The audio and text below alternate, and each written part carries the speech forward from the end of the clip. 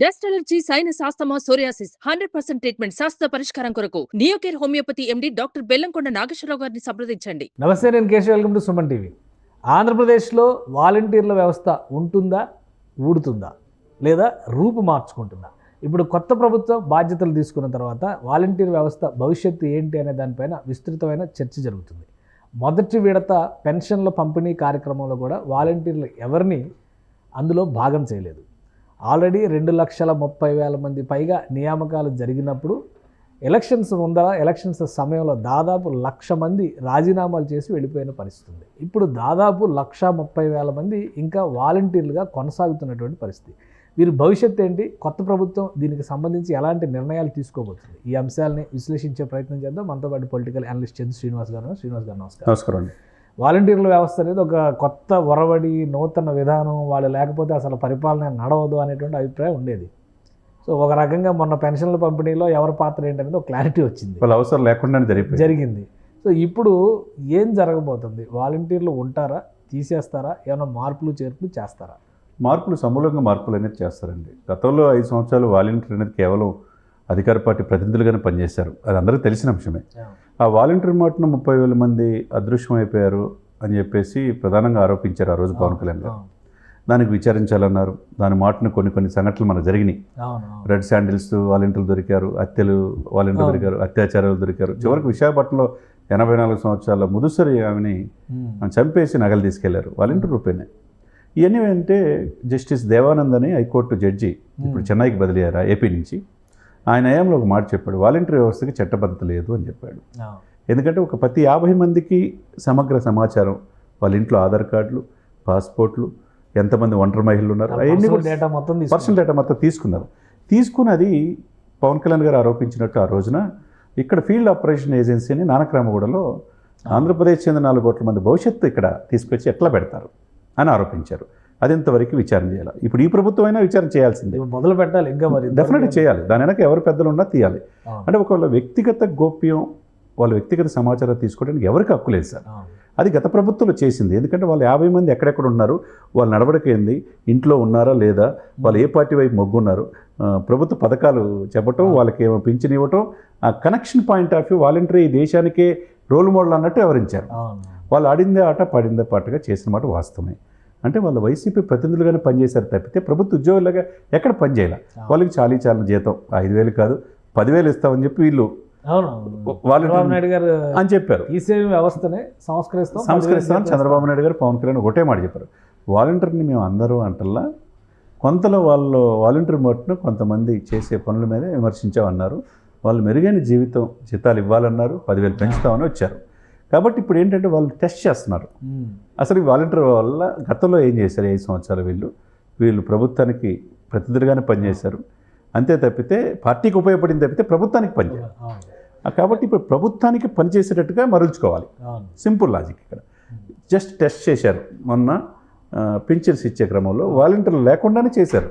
కానీ అంటే ఒకటి, ఇప్పుడు గ్రామ వాలంటీర్లు, గ్రామ సచివాలయం, ముఖ్యంగా గ్రామ సచివాలయ వ్యవస్థ ఉన్నప్పుడు ఆల్రెడీ అక్కడ విలేజ్ సెక్రటరీస్, ఒక 3 స్టేజ్ల్లో సిబ్బంది పనిచేసేటువంటి పరిస్థితి ఉంటుంది. వాళ్ళతో సంబంధం లేకుండా వాలంటీర్లు పనిచేసేది మొన్నటి వరకు నడిచింది. సో ఇప్పుడు వీళ్ళందరూ ఇంటిగ్రేట్ చేస్తారా?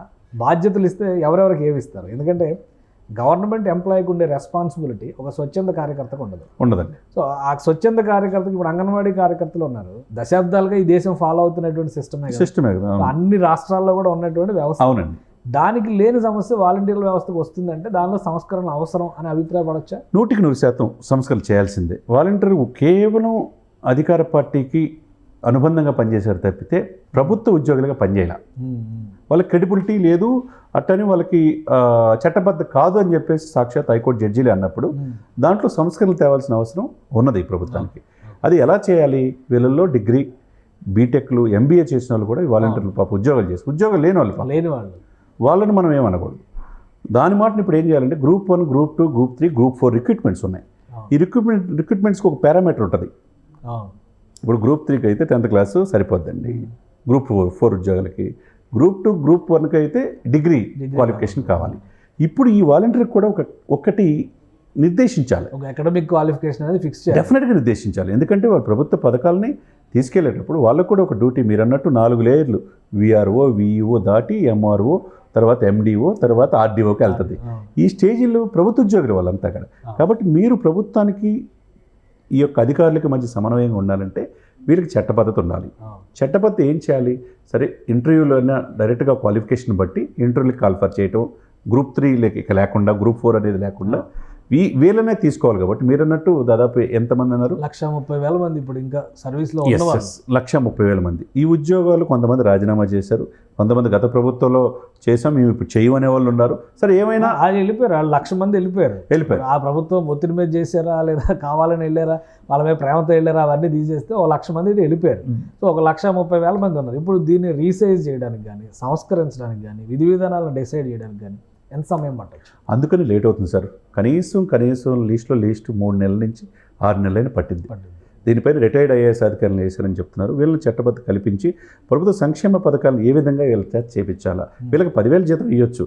అదే సమయంలో వీళ్ళ క్వాలిఫికేషన్ బట్టి ఇంటర్వ్యూస్ కన్నా కాల్ఫర్ చేయాలా, వాళ్ళ సత్యలత కూడా తెలుసుకోవాలి. ఇప్పుడు ఏదో షార్ట్ సర్వీస్ కమిషన్ లాగా ఈ అగ్నివీర్ అని చెప్పని మిలిటరీలో తీసుకొచ్చినట్టు 3 ఏళ్ల పాటు వాలంటీర్స్కి ఒక అవకాశం ఇచ్చి 3 ఏళ్లలో వాళ్ళ స్కిల్స్ డెవలప్ అయిన తర్వాత వాళ్ళకి తగినటువంటి ఉద్యోగానికి వాళ్ళు పోటీ పడేలాగా తయారు చేయాలి అని ఒక డిస్కషన్ కూడా జరుగుతున్నాను. నిజమేనా? అది డెఫినెట్గా జరగచ్చు. ఎందుకంటే వాళ్ళకి దీంట్లో ఇన్వాల్వ్ చేయాలి సార్. ప్రభుత్వ ఉద్యోగులుగా అయినప్పుడే వాళ్ళకి వాళ్ళ ఫ్యామిలీస్కి హ్యాపీ ఉంటుంది. అప్పుడు దాకా తాత్కాలిక ఉద్యోగులు. మీరన్నట్టు ఒక 2 years సఫిషియెంట్గా వీళ్ళు ఉద్యోగం చేసి వీళ్ళ పనితీరు మెరుగుపడి జాగ్రత్తగా చేయగలిగితే, పై అధికారులు కనుక రిపోర్ట్ ఇస్తే కనుక వాళ్ళని పర్మనెంట్ చేయొచ్చు. అదే క్రమంలో వీళ్ళకి కనుక నేర్చుకోలేకపోయారు అనుకోండి, కనీసం గవర్నమెంట్ పాలసీస్ కోసం ట్రైనింగ్ సెషన్స్ ఒక 6 months అన్న పీరియడ్ అయినా పెట్టి, ఇప్పుడు ఉద్యోగాలు వచ్చేటప్పుడు ఐటీ కంపెనీలో కూడా ఒక 6 నెలలు ట్రైనింగ్ సెషన్స్, ఇంటర్న్షిప్ ఆ విధంగా వీళ్ళకి అలా పెట్టచ్చు. ఎందుకంటే స్కిల్ సెన్సెస్లో ఈ స్కిల్ డెవలప్మెంట్లో చంద్రబాబు నాయుడు గారు ఆరితేరినారు. అదేవిధంగా స్కిల్ సైన్సెస్ అని ఎక్కడికక్కడ ఉద్యోగస్తుల్ని అంటే నిరుద్యోగుల్ని వీళ్ళు సర్వే చేస్తున్నారు. అది పవన్ కళ్యాణ్ గారు, చంద్రబాబు గారు ఆలోచన. కాబట్టి ఈ పాయింట్ ఆఫ్ వ్యూలో వీళ్ళకి ఒక 6 నెలలు ఈ ప్రభుత్వ పథకాలను ఏ విధంగా తీసుకెళ్ళి ట్రైనింగ్ సెషన్, అంటే అప్పటి వరకు మరి 10,000 ఇంప్లిమెంట్ చేస్తున్నారు కదా, అంటే గౌరవ వేతనంగా 5,000 ఇవ్వచ్చు. ఇప్పుడు ట్రైనింగ్ పీరియడ్లో ఏమంటారు, వాళ్ళకి 50,000 జీతం అంటే ట్రైనింగ్ పీరియడ్ స్టైఫండ్ 15,000 వాళ్ళకి ఫుడ్ పెట్టి 15,000 అట్లా ఇస్తారు కంపెనీలో. అట్లనే వీళ్ళకి ఫుడ్ అకామిడేషన్ వాళ్ళు కల్పించేసి మినిమం అంటే మినిమం ఇచ్చేసి, తర్వాత ఏదైతే వీళ్ళు సచ్యలత వీళ్ళ క్వాలిఫికేషన్ బాగా మెరుగుపరుచుకొని కరెక్ట్గా వెళ్తే ట్రైనింగ్ పీరియడ్ అయిపోతే డెఫినెట్గా మీరు అన్నట్టు అదొకటి చేయొచ్చు. లేకపోతే మీరు 2 years తర్వాత వీళ్ళని పారామీటర్గా పర్మనెంట్ చేసే అవకాశాలు ఉంటాయి. ఏదైనా కానీ సమూల ప్రక్షాళన అనేది వాలంటీర్ వ్యవస్థలో ఈ ప్రభుత్వంలో మాత్రం డెఫినెట్గా ఉంటుంది. ఒక క్లారిటీ వచ్చింది కాబట్టి, అంటే వాలంటీర్ల వ్యవస్థ లేకపోయినా కానీ ప్రభుత్వ పథకాలు ఇంటింటికి తీసుకెళ్ళాలి సులువు అని చెప్పని చూపించారు. కాబట్టి కొంత సమయం తీసుకుని ఈ సంస్కరణలు చేస్తారు. రైట్. థ్యాంక్ యూ శ్రీనివాస్ గారు. ఇది ఆంధ్రప్రదేశ్లో వాలంటీర్ల వ్యవస్థ పైన రాష్ట్ర ప్రభుత్వం ప్రత్యేకంగా దృష్టి పెట్టింది. ముఖ్యంగా పంచాయతీరాజ్ శాఖ పరిధిలో అనేక మార్పులపైన అధ్యయనం జరుగుతుంది. అలానే ముఖ్యమంత్రి ఆదేశాల మేరకు వాళ్ళ స్కిల్ సెట్ డెవలప్మెంట్ ఏ విధంగా ఇంప్రూవ్ చేయాలనేటువంటి అంశంపైన కూడా అధ్యయనాలు జరుగుతున్నాయి. సో ఒక సమగ్ర అధ్యయనం తర్వాత సమగ్ర మార్పులు చేర్పులతో వాలంటీర్ వ్యవస్థని కొత్త ప్రభుత్వం మళ్ళీ గాడిలో పెట్టేటువంటి అవకాశాలు కనిపిస్తున్నాయని చంద్ర శ్రీనివాస్ గారు చెప్తున్నారు. ఇది special discussion. Keep watching. Suman టీవీలో మీ పర్సనల్ అండ్ బిజినెస్ ప్రమోషన్స్ కోసం కింది నెంబర్కి కాంటాక్ట్ చేయండి.